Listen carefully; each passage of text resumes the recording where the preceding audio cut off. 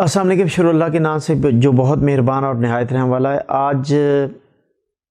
ایک ایسی گیم جو بین الاقوامی سطح پر کھیلی جا رہی ہے اور اس گیم میں کیا کیا اب تک تبدیلیاں رونما ہوئی ہیں اور اس کا پلان کیا تھا اور آنے والے وقت میں، آنے والے 3 ماہ میں اس کا کیا پلان فردر ہے، وہ میں آپ لوگوں کے گوش گزار کروں گا۔ میں نے آپ لوگوں سے کبھی نہیں کہا کہ میری ویڈیو آپ شروع سے آخر تک دیکھیں، لیکن میں آپ کو اس ویڈیو کے بارے میں ریکویسٹ کروں گا کہ یہ شروع سے آخر تک دیکھیں اور اس کو سمجھنے کی کوشش کریں۔ اور دوسری بات یہ کہ نون لیگ اور پیپل پارٹی کے کچھ حضرات جو ہیں، میرے دوست احباب جو ہیں، وہ مجھے میسیجز میں کچھ برا بھلا بھی کہتے ہیں، تو ان سے بھی گزارش ہے کہ یہ ویڈیو وہ بھی آخر تک دیکھیں اور حقائق پر جو پردہ اٹھنے جا رہا ہے اور اب تک جو اس وقت پاکستانی سیاست میں کلائمیکس بلڈ ہو چکا ہے اور جس ٹرننگ پوائنٹ پر یہ سیاست آ چکی ہے، اس کا ماضی، حال اور مستقبل۔ یہ ایک بہت پہلے سپتمبر 2021 میں ایک شخص نے میرے سے یہ بالکل اسی طرح کے خد و خال ڈسکس کیے تھے۔ اس شخص کا نام ابھی فی الحال میں صیغہ راز میں رکھوں گا، لیکن اب تک ہونے والے تمام واقعات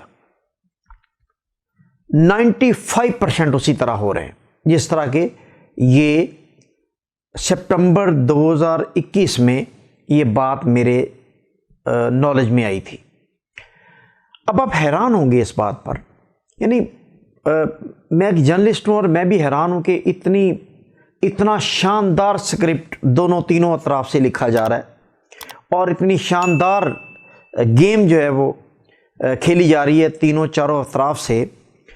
کہ اعصاب شکن کر دینے والی یہ گیم اپنے پورے کلائمیکس میں پہنچ چکی ہے۔ اب آپ حیران ہوں گے میری بات سن کے کہ چودھری شجاع حسین کو جو 5 ارب روپے دینے والی بات ہے، یہ آصف علی زرداری کی فیور میں جاتی ہے۔ آپ حیران ہوں گے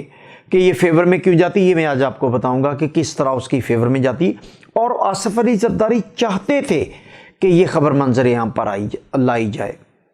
اب میں اس کے ساتھ ایک اور آپ کو بات بتاؤں کہ آصف علی زرداری یوسف رضا گیلانی کے سینٹ کی سیٹ کے الیکشن میں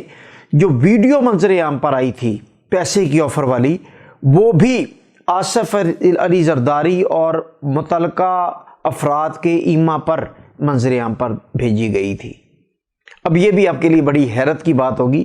کہ کون اس طرح کی ویڈیو خود منظر عام پر لا کے اپنی بے عزتی کا باعث بنتا ہے، لیکن بے عزتی سے اوپر کی چیزیں ہیں۔ یعنی یہ مفادات کی جنگ ہے اور اس مفادات کی جنگ میں عزت، بے عزتی اور اصول پرستی کچھ بھی نہیں ہوتا۔ اب میں اس سارے واقعات میں آپ کو آج یہ بھی بتاؤں گا کہ اسحاق ڈار اور شہباز شریف کی حکومت کے آتے ہی امیجیٹلی ان کا بیانیہ تیار کیا جا رہا تھا کہ نواز شریف اور اسحاق ڈار پاکستان آ رہے ہیں، لیکن پھر اچانک کیا ہوا کہ ساری فیملی نے لندن سے اپنی حکومت پنجاب میں اور اپنی حکومت وفاق میں ہونے کے باوجود لندن سے آنے سے اجتناب کیا اور احتیاط کا دامن نہیں چھوڑا۔ سپتمبر 2021 میں ولیم برنز جو چیف ہیں CIA کے، وہ بھارت کا دورہ کرتے ہیں اور اس کے بعد وہ پاکستان کا دورہ کرتے ہیں، اور اس دورے میں خاص طور پر اس دورے میں جو ایشو تھا وہ افغانستان تھا۔ جب وہ پاکستان میں آتے ہیں تو وہ کن کو ملتے ہیں؟ وہ ہمارے چیف آف آرمی سٹاف کو ملتے ہیں، اور اس وقت عمران خان اس سے ملنے سے انکار کرتے ہیں اور یہ کہانی وہاں سے سٹارٹ ہوتی ہے۔ یعنی پہلے جو بین الاقوامی طاقتیں بھارت سمیت، اسرائیل اور امریکہ سمیت، جیسا کہ عمران خان نے یونائٹڈ نیشن کے پلیٹ فارم پہ ہمارے نبی حضرت محمد صلی اللہ علیہ وسلم کی شان میں گستاخی کرنے والوں کو آڑے ہاتھوں لیا، اور ان کی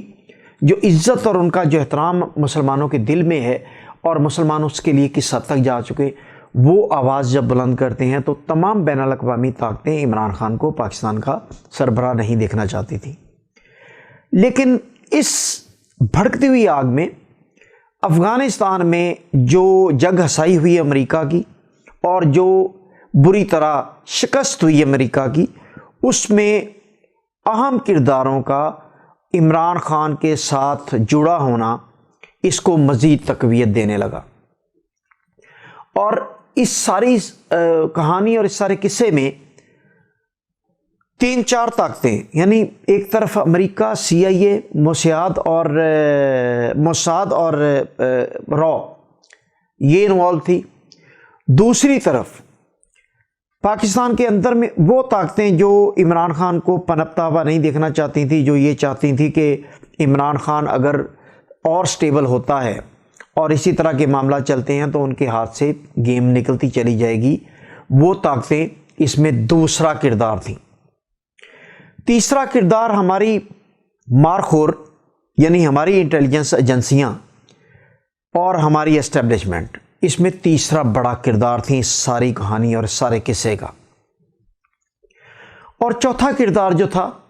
وہ عمران خان کی گرتی ہوئی مقبولیت اور PTI کی ٹوٹتی ہوئی ساکھ، وہ چوتھا بڑا کردار اس ساری کہانی، ساری سٹوری اور اس ساری اسکرپٹ رائٹنگ کا اہم حصہ تھا۔ جب یہ CIA چیف جو ہے وہ ہمارے وزیر اعظم سے ملے بغیر ہمارے چیف آف آرمی اسٹاف کو مل کے واپس جاتے ہیں تو ایک منصوبہ تیار کیا جاتا ہے کہ پاکستان میں کس طرح رجیم چینج کی جائے، اور اس رجیم چینج کے سلسلے میں ایک روٹین کا، ماضی میں بھی اس طرح کے کئی سائفر جو ہے وہ لکھے جاتے رہے، اور یہ سفارتی جو تہذیب ہوتی ہے یا سفارتی جو اقدار ہوتے ہیں اس میں اس طرح کے سائفر کو منظر عام پر نہیں لایا جاتا، بلکہ حکومتی سطح پر اس کا مؤثر حکمت عملی تیار کر کے اس کا تدارک کیا جاتا ہے۔ اب یہ 4 بڑی جو ایک ریکٹینگل میں فورسز جو ہیں وہ ایک کشمکش میں تھی، اس میں اس سائفر کا سب سے زیادہ فائدہ عمران خان کو اور سب سے زیادہ نقصان CIA اور جو اسرائیلی طاقتیں ہیں ان کو ہوا، اور درپردہ بھارت کو بھی۔ یعنی جس خواہش پر یہ ساری سٹوری، یہ سب کچھ یہ عمران خان کی رجیم کو چینج کرنے کے لیے کیا گیا، اس میں جو ہمارے اندرونی کردار تھے ان کو بھی اصل سٹوری کا نہیں پتہ تھا، اور جو ہمارے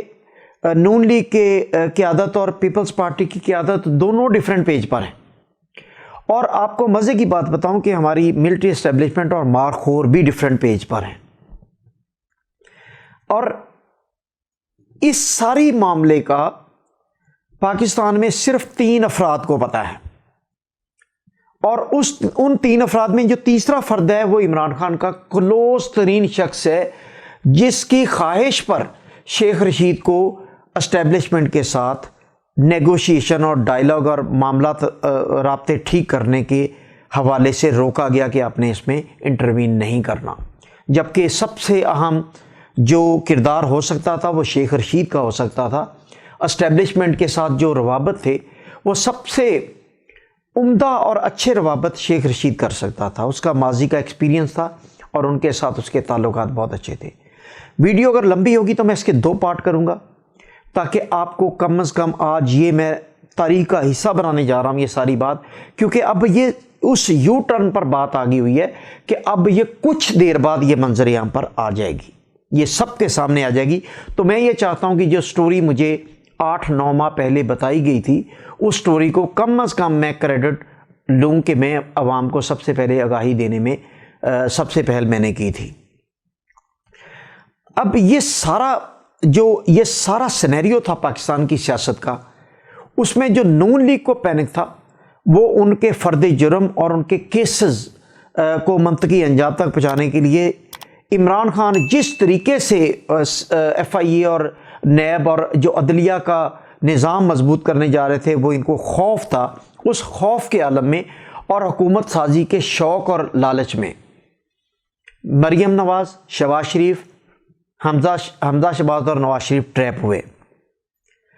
اب ایک طرف خوف اور بھی تھا، یعنی ہماری ملٹری اسٹیبلشمنٹ کو اور ہماری مار خور کو یعنی انٹیلیجنس ایجنسی کو یہ خوف تھا کہ نواز شریف جس نہج پر جا چکے ہیں اب وہ ہمارے قومی راز دشمن کو دینے پر تلے ہوئے ہیں، اور درپردہ نواز شریف نے اپنے ذرائع کے ذریعے پیغام بھیج دیا ہوا تھا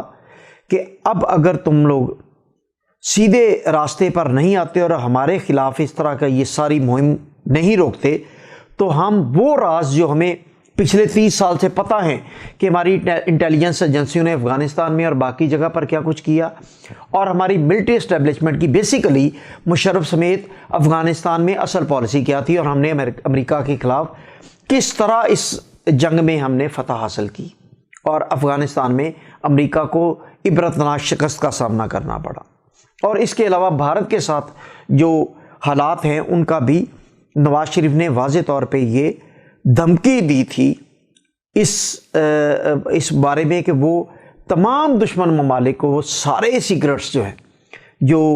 پاکستان کی اسٹیبلشمنٹ اور پاکستان کی ISI کے بارے میں ہیں ان کے بارے میں وہ کھل کے بیان کریں گے، تاکہ آپ کو پتہ ہے کچھ راز ہوتے ہیں ملکوں کے جن راز کی بنیاد پر ان کے تحفظ ملک کا اور ان کی سیکیورٹی اور ان کی جو سلامتی ہے وہ کھڑی ہوتی ہے۔ تو نواز شریف فیملی اس نہج تک آ چکی تھی کہ وہ اگر ان کے کیسز نہ روکے جاتے تو وہ راز وہ دشمن تک پہنچانے کے لیے تلے ہوئے تھے، اور نواز شریف باہر بیٹھے تھے، ان کا کچھ نہیں ہو سکتا تھا، کیونکہ آج تک اسی ملک میں بیٹھے ہوئے الطاف حسین کا کچھ نہیں ہو سکا، جبکہ تمام ثبوت اور شواہد پاکستان کے پاس اور برطانوی حکام کو بھی ہینڈ اوور کیے گئے تھے۔ یہ وہ دوسرا پہلو تھا۔ تیسرا پہلو آصف علی زرداری کا تھا، جس کو برج کے طور پر استعمال کیا گیا، اور آصف علی زرداری کو اس بات پہ بہت زیادہ تقویت ملی کہ اس کو سندھ جو ہے وہ آئندہ اس سے نہ چھیننے کا اسے وعدہ کیا گیا، اور آصف علی زرداری اس وقت جو ہے وہ سندھ میں اگر حکومت قائم رکھ سکتے ہیں آنے والے وقت میں تو آصف علی زرداری کے لیے وہ بہت کچھ ہے، کیونکہ سندھ میں اگر ان کا کنٹرول ہے تو وہ ان کی جو منی لانڈرنگ کے معاملات، ان کی جو لوٹ گھسوٹ، ان کے جو ابھی تک کھابے چل رہے ہیں اور آئندہ بھی چلتے رہیں گے، وہ ان کے لیے وہ سفیشینٹ تھے۔ وہ نیشنل لیول کی سیاست سے زرداری صاحب بخوبی جانتے ہیں کہ ان کے باقی ہر جگہ سے ان کو فارغ کر دیا گیا، پیپل پارٹی کو فارغ کر دیا گیا تھا، تو ان کا اس میں برج کا کردار ایک اتنا اہم کردار تھا۔ ایک چھوٹے سے صوبے کی پارٹی کے اگر قیادت کو نیشنل لیول کا بڑا کردار دیا جائے تو وہ با خوشی اسے نہ صرف قبول کرتا بلکہ وہ اپنی سیکیورٹی بھی مانگتا ہے۔ سو آصف علی زرداری نے بھی وہی کیا، اور اس نے اپنا یہ کردار نبھانے کا وعدہ کر لیا۔ اب مولانا فضل الرحمان کیونکہ فرسٹریٹڈ تھے، مولانا فضل الرحمان بغض معاویہ میں، یعنی وہ بغض معاویہ میں عمران خان کے ساتھ اس قدر گرجفل ہیں، اس قدر وہ تھے بغض میں تھے کہ انہیں کچھ دکھائی نہیں دیتا تھا۔ انہیں کہا جاتا تھا کہ وہ لانگ مارچ کریں تو انہیں لانگ مارچ لے کے اسلام آباد نکل آتے تھے، اور انہیں کہا جاتا تھا کہ کچھ نہیں ہونا تو وہ واپس فرسٹریشن میں چلے جاتے تھے۔ تو اب کی بار ایسا موقع تھا کہ انہیں یہ یقین دلوایا گیا کہ نون لیگ اور پیپل پارٹی دھوکہ نہیں دے گی، اور یہ وہ ساری سٹوری یہاں سے سٹارٹ ہوتی ہے۔ مولانا کی قیادت میں ان دونوں پارٹی کو متحد کیا جاتا ہے، اور باقی پارٹیوں کو باقی آپ سب جانتے ہیں کہ بلوچستان سے باپ، MQM، ANP یا باقی چھوٹے جو لوگ ہیں وہ کب کس وقت وہ جڑ جاتے ہیں کس پارٹی کے ساتھ، وہ کس کے ایما پر جڑتے ہیں، یہ ساری سٹوری پاکستانی قوم کو کلیئر ہے۔ اور وہ واقعی یہ سب لوگ باپ کے کہنے پر وہ PTI کو چھوڑ کے دوسری طرف چلے گئے۔ اب اصل کہانی کا، اصل معاملے کا ان میں سے کسی پارٹی کو بھی علم نہیں تھا، ایون حتیٰ کہ عمران خان کو بھی ایک لیول پر آ کے یہ محسوس ہوا کہ اصل دھوکہ تو ان کے ساتھ ہو رہا ہے۔ لیکن سٹوری کا کلائمیکس جدھر آ گیا، ابھی تک وہ سٹوری بالکل اس سکرپٹ رائٹر کے عین سٹوری کے مطابق چل رہی ہے جو سپٹمبر 2021 میں لکھا گیا تھا۔ یعنی امریکہ کا پریشر جو ہے، اور امریکہ کا پریشر بدمست ہاتھی کا پریشر ہوتا ہے، آپ اچھی طرح جانتے ہیں کہ وہ کچھ بھی کر گزرتا ہے. جیسے افغانستان کو اس نے رون دیا, اس نے لیبیا کو رون دیا, اس نے عراق کو رون دیا, وہ ایران کو روندنا چاہتا ہے, وہ چائنا کو روندنا چاہتا ہے, پاکستان کو روندنا چاہتا ہے. اس کی خواہشات ہیں, اس کے پلاننگ ہے. لیکن امریکہ کی ٹکر کا جواب دینے کے لیے جس طرح افغانستان میں دو اتحادی جو فرنٹ لائن اتحادی ایک دوسرے کو پریس کانفرنس میں کہتے تھے, وہ دونوں اتحادی ایک دوسرے کے خلاف برسر پیکار تھے. اور افغانستان میں وہی دونوں اتحادی ایک شکست خورا اور ایک فاتح یاب ہوا. میں بات کر رہا ہوں پاکستانی انٹیلیجنس ایجنسی کی اور CIA کی. تو بالآخر CIA کو دھول چاٹنی پڑی اور پاکستان انٹیلیجنس ایجنسی مارکھور نے افغانستان میں تاریخ کی بدترین شکست جو ہے وہ امریکہ کے جھولی میں ڈال کے اس پر خوشیوں کا جو ہے وہ اظہار بھی کیا. اب یہی وہ کہانی اسی طرح پھر دوبارہ سیکنڈ ایپیسوڈ پاکستان میں چل پڑی اس کی. یعنی امریکہ کی دھمکیوں کے بعد, امریکہ کے اس سارے منصوبے کے بعد, اب امریکہ اڈے کیوں چاہتا تھا؟ امریکہ افغانستان سے جانے کے بعد پاکستان میں خاص طور پر اڈے کیوں چاہتا تھا؟ امریکہ کا ٹارگٹ بیسیکلی پاکستان سمیت ایران اور چائنا ہے, اور افغانستان سے اس کا اب کوئی لینا دینا نہیں, اور نہ اسے کوئی انٹرسٹ ہے افغانستان میں. یہ سراسر جھوٹ کا پرندہ ہے کہ وہ اڈے افغانستان کے لیے چاہتا تھا, قطعاً نہیں چاہتا تھا. وہ ایران اور چائنا اور پاکستان سمیت اب اس خطے میں اگلی پیراڈائم شفٹ کرنا چاہ رہا تھا. اب اس خواہش اور اس کی انٹینسٹی کو ہماری اسٹیبلشمنٹ بڑی اچھی طرح جانتی تھی, اور انہوں نے اس کو ہیڈ آن کلوژن کی بجائے امریکہ کو ایک راستہ دیا, اور وہ راستہ اس طرح دیا کہ عمران خان کے ہوتے ہوئے یہ ممکن نہیں تھا, کیونکہ CIA کا جب چیف وزٹ کر کے جاتا ہے تو اس کے بعد انٹرویو میں عمران خان سے پوچھا جاتا ہے کہ کیا آپ افغانستان کے لیے امریکہ کو اڈے دیں گے, تو اس نے ایبسلیوٹلی ناٹ جو کہا. عمران خان کے یہ علم میں تھا کہ ہماری اسٹیبلشمنٹ نے ان کو فلیٹ ریفیوز نہیں کیا, بلکہ ان کو درمیان میں, یعنی کچھ ہاں کچھ نہ کی صورتحال میں انہیں واپس بھیجا ہے. تو اس جواب کے بعد ایک اور منصوبہ تیار ہوتا ہے, وہ ہوتا ہے عمران خان کے روس کے وزٹ پر. اور روس کا وزٹ اس وقت جب یوکرین اور روس میں تناؤ انتہا پر تھا, یعنی بوائلنگ پوائنٹ پر تھا. تو اس میں ہمارے تمام اداروں کی ول شامل تھی, اور اس کو باقاعدہ منصوبہ بندی کے ساتھ اس وزٹ پر عمران خان کو بھیجا گیا, اور بدقسمتی سے وہاں اس کی جنگ کا آغاز ہو جاتا ہے. اب یہ ایک نیا جواز عمران خان کی رجیم چینج کا کریٹ کیا جاتا ہے, اور اس جواز کو کریٹ کر کے ایک سالڈ ایشو بنا کے میڈیا کو آن بورڈ لیا جاتا ہے. یعنی رجیم چینج سے اور عدم اعتماد کے اس جو ٹینیور ہے اس کے درمیان میں آپ حیران ہوں گے کہ ہمارے میڈیا کو, جو لائک مائنڈڈ میڈیا تھا اور جو نیوٹرل میڈیا تھا, ان کو باقاعدہ بریفنگز دی گئی کہ رجیم چینج کے کیا کیا مفادات اور کیا کیا بینیفٹ پاکستان کو ہو سکتے ہیں. اور میڈیا کیونکہ ہمارا پولرائز ہے, یعنی وہ کلیئر کٹ, آج پاکستان میں بچے سے بھی پوچھیں کہ نون لیگ کی سپورٹ میں کون سا چینل ہے اور PTI کی سپورٹ میں کون سا چینل ہے, اور پیپلز پارٹی کے قیادت میں سے کن مالکان کا کون سا چینل ہے, تو کسی کو بچے کو پتہ ہے یہ میڈیا نیوٹرل نہیں ہے. اور ہمیں سب کو یہ بھی پتہ ہے کہ کون سا میڈیا نیوٹرل تھا, لیکن وہ امریکہ کے ایما پر نیوٹرل نہیں ہو سکتا. وہ سب سے کریڈیبل پاکستان کا میڈیا ڈان نیوز, جو کہ امریکہ کے ایما پر کہیں بھی کچھ بھی کرنے کو تیار ہو جاتا ہے. جیسا کہ میں آپ کو ایک ایگزامپل دوں کہ جس دن عمران خان کو vote of confidence no confidence سے نکالا گیا, اس دن ایک BBC کی ایک خبر نے اس سارے اعتماد کی فضا کو تباہ کیا, جس میں اس نے ہیلی کاپٹر اترنے کی اور زد و کوب کرنے کی اور دس اینڈ دیٹ کی خبریں دی. یہ آپ اندازہ لگا لیں کہ ساری گیم میں, اس رجیم چینج میں انٹرنیشنل میڈیا تک لوپ میں تھے کہ ہم نے کرنا کیا ہے اور ہم نے سچویشنز کس طرح بدلنی ہے. تو میں آپ کو بتاؤں کہ تب تک جب تک یہ رجیم چینج ہوئی تھی عمران خان بڑے بڑے جلسے کر چکا تھا اور عمران خان لوپ میں تھا اس رجیم چینج. میں آپ کو یہ بتا رہا ہوں کہ اس رجیم چینج کی اس ساری کہانی کا در پردہ عمران خان کو پتا تھا اور وہ لوپ میں تھا کہ پلاننگ ہے کیا. یعنی ایک طرف امریکہ لوپ میں تھا، ایک طرف اپوزیشن کی تمام جماعتیں لوپ میں تھیں، ایک طرف پی ٹی آئی اور پی ٹی آئی میں کوئی لوپ میں نہیں تھا. عمران خان اور اس کا ایک قریبی ساتھی 2 افراد لوپ میں تھے اور انہیں پتا تھا اور ان سے یہ کہا گیا تھا کہ اس پلاننگ کا کسی کو پتہ نہ چلے. اور یہ پلان بالکل ایگزیکٹلی اسی اسکرپٹ کے تحت ایگزیکیوٹ کیا گیا. عمران کو اب میں تھوڑا سا پیچھے جاؤں کہ آج سے 5 ماہ پہلے اگر آپ چلے جائیں تو عمران خان کو یہی قوم